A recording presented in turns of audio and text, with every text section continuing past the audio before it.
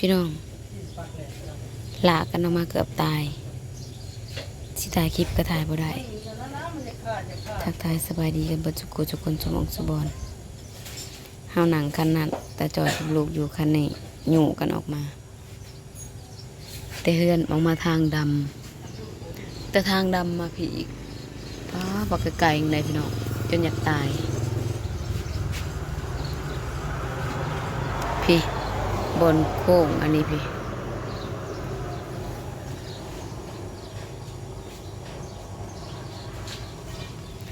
สร้างกสิแก้ไขได้บ่หัวเทียนมันขาดค่า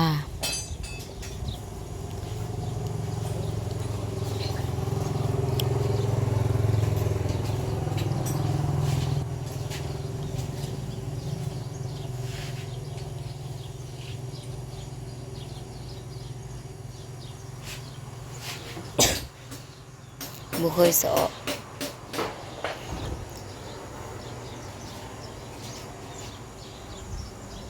บ่เคยสอแห้งปานนี้จักเถื่อพี่น้องเมื่อยางกระตีนหัวเพราะว่าทางในมันได้สอมตลอดได้เปลี่ยนตามฤดูกาลคือง่ายแท้หมูอย่าไปกินได้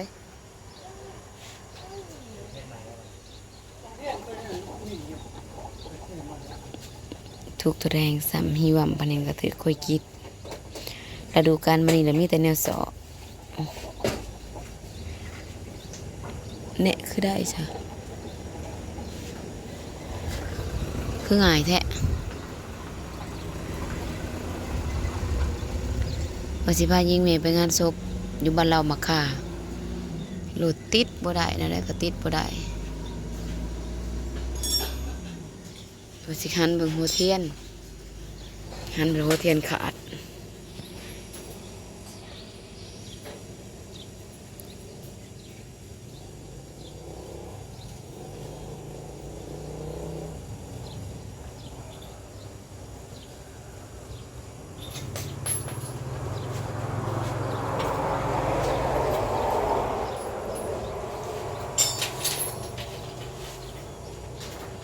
บึ้น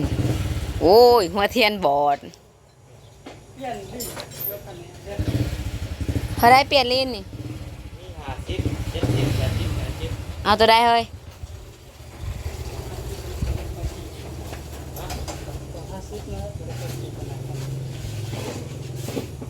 ตัว50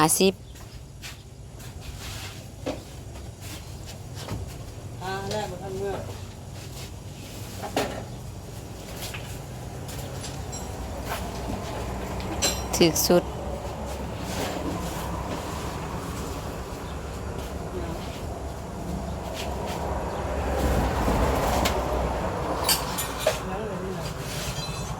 คือโบสิกเขามานี้มันแดดนะเพื่อเขาสิแล้ว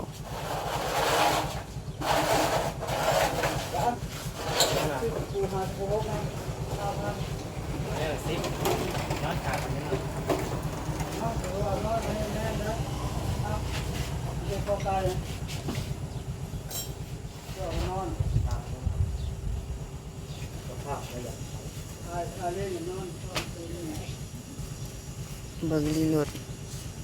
ขี่หอนน่ะติดยากค่ะนะคะ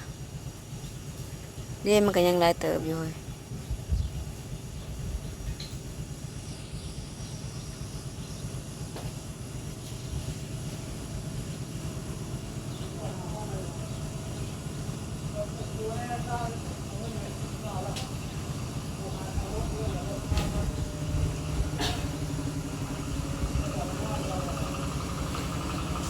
นอนถ่าวันนั้น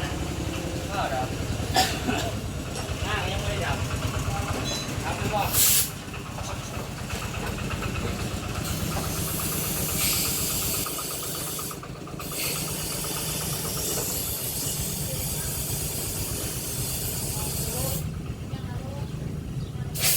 อย่างละ10,000แล้ว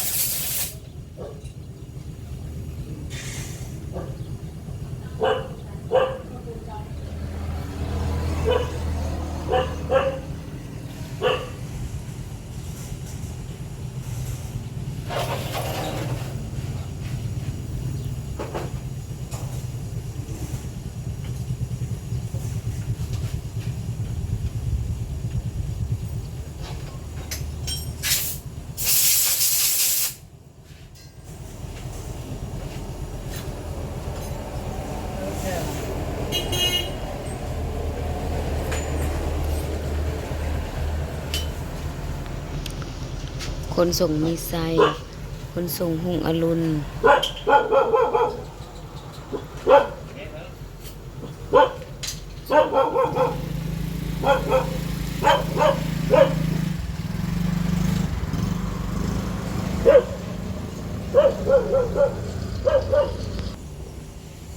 พักผ่อนมาเพียงพอบันไดไปหน่อยสวัสดีเด้อพักผ่อนบ่ค่อยเพียงพอ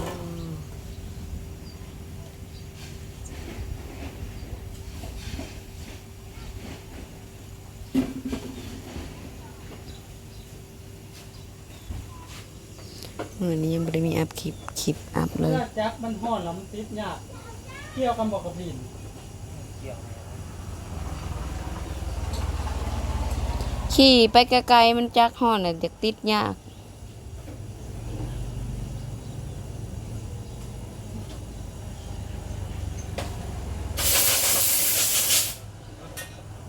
ต่อได้นั่นรวมเบิดน่ะ 150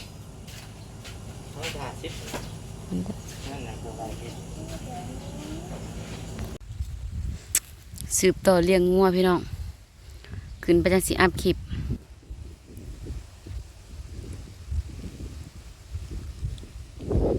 พอได้มีหมู่ว่าว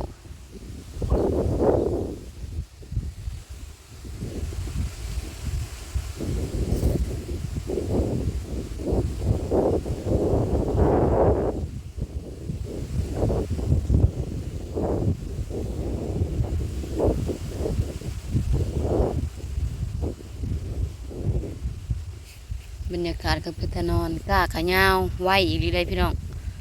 พอใส่ปุ๋ยแล้วใส่ปุ๋ยบ่เฮิงก็ดำได้ แต่บ่ดันฝนพมาขาดส่วงมึงดูนะความสลวดนะ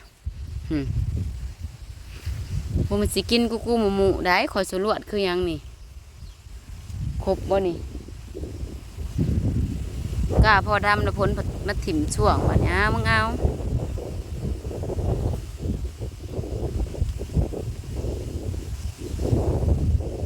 ไผก็หาก็เอากล้าพี่น้องเอาอย่างหยังเอาอย่างเหนือพ้นมันขาดช่วงแล้วมันบ่เหาะเขานะเฮาผัดเอาก่อนบัดพ้นตกมาบัดเฮาก็เริ่มดำเลยหันเด้น่ะห่านไว้คือหยังนี่เด้อว่าน่ะอีก2ตาป้าตุตะกาปักหลายตาน่ะขึ้นแม่จับขึ้นห้อยไปแม่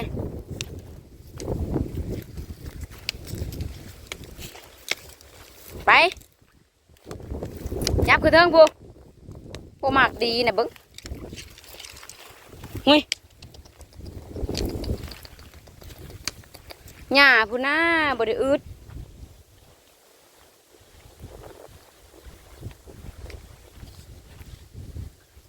ผัวก็เจ็บกระเพาะลายมือล่ะ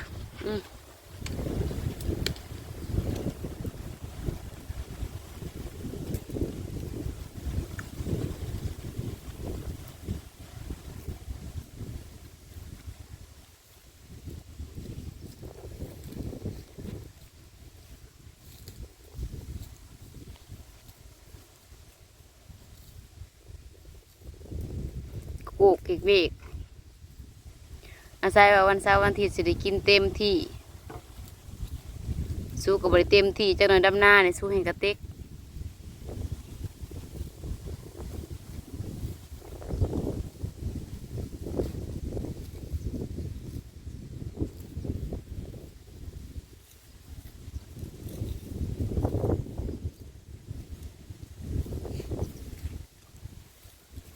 กินหอดงวยป่องได้นะพี่น้องให้มันอยู่กะเขาก็ได้4 โต๊ะพู้นแหละอันนี้เหลือ2 โต๊ะตัดปอดป้างัวตัวนั้นก็ห่างลูกเสาะตัวนั้นใหญ่ไวเลยลูกอีขาวนะงัวแดงตัวนั้น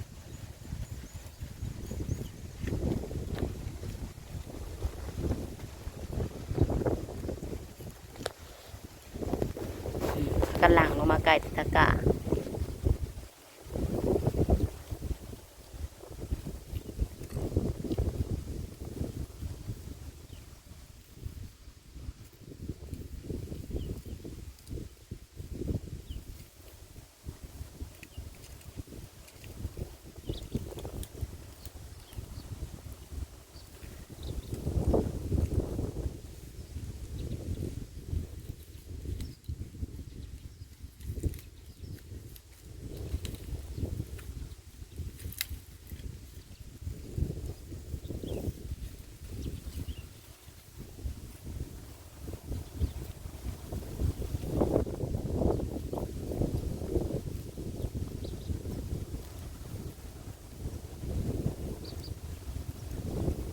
เลี้ยงงัวก็มีแต่นั่งห้าวนอนเท่านั้นแต่ว่า